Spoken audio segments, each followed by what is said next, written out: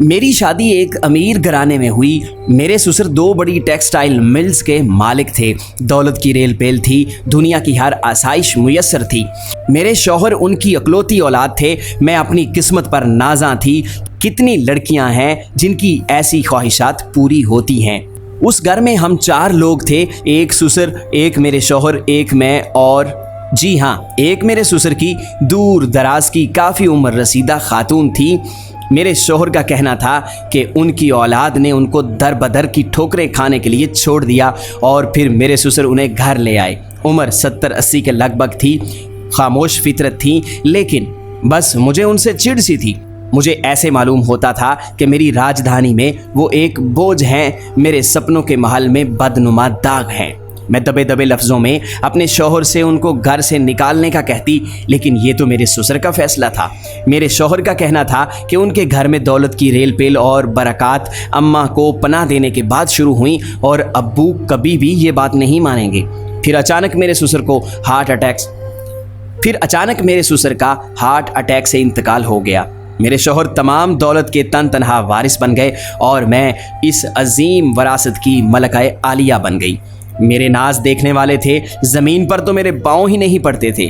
کچھ دن بعد جب خمار کم ہوا تو پھر میری سوئی اماں پر اڑ گئی۔ روز شوہر کے کان بھرتی، جو رفتہ رفتہ جھگڑوں میں تبدیل ہو گئے، اور ایک دن شوہر نے بھی میرے آگے ہتھیار ڈال دیے۔ میں نے اگلے دن صبح اماں کو صاف صاف جواب دے دیا۔ وہ خاموش تھیں لیکن آنکھوں میں آنسو تھے۔ پھر وہ کچھ بتائے بغیر گھر چھوڑ کر چلی گئی۔ میرا اور ان کا کوئی مقابلہ نہ تھا، لیکن میں یہ یک طرفہ مقابلہ جیت چکی تھی اور فتح کے نشے سے سرشار تھی۔ ہفتہ ہی گزرا تو میرے شوہر انتہائی پریشان گھر آئے۔ معلوم یہ ہوا کہ میرے سسر پر کافی بینک قرضہ تھا، اس کے علاوہ لوگوں کا ادھار بھی تھا۔ چائنا کا ٹیکسٹائل انڈسٹری کے مقابلے میں آنے سے کاروبار بھی کافی متاثر تھا۔ جلد ہی ایک فیکٹری بیچنی پڑ گئی، لیکن میرا دل اب بھی مطمئن تھا کہ کاروبار میں اتار چڑھاؤ تو آتے رہتے ہیں۔ مہینہ ہی گزرا تھا کہ دوسری فیکٹری بھی بیچنی پڑ گئی۔ بینک نے اپنے قرضہ کے بدلے مکان فروخت کروا دیا اور ہم ایک چھوٹے کرائے کے مکان میں منتقل ہو گئے۔ میرے شوہر نے بچی کھچی آمدنی سے ایک چھوٹا سپننگ یونٹ خرید لیا اور اس طرح زندگی کا پہیہ چلنا شروع ہوا۔ میری سب شاہانہ عمارت زمین بوس ہو گئی۔ مجھے احساس جرم نے گھیر لیا۔ میں نے ایک بے بس لاچار اور ضعیف عورت کو بے گھر کیا۔ میرا اپنا سپنوں کا محل بکھر کر رہ گیا، اور یہ زوال اماں کے جانے کے بعد ہی شروع ہوا۔ مجھے اپنے سسر کی بات درست معلوم ہونے لگی۔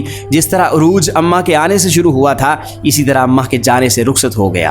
نبی پاک صلی اللہ علیہ وسلم کا فرمان عالی شان ہے، یقیناً تمہاری مدد کی جاتی ہے اور تمہیں رزق دیا جاتا ہے تم میں سے کمزور لوگوں کی وجہ سے۔ محترم ناظرین، ہماری یہ موٹیویشنل سٹوری آپ کو کیسی لگی؟ کمنٹ سیکشن میں اپنی رائے ضرور دیجیے، اور اگر آپ کو ہماری ویڈیوز اچھی لگتی ہیں تو ان کو شیئر ضرور کیجیے۔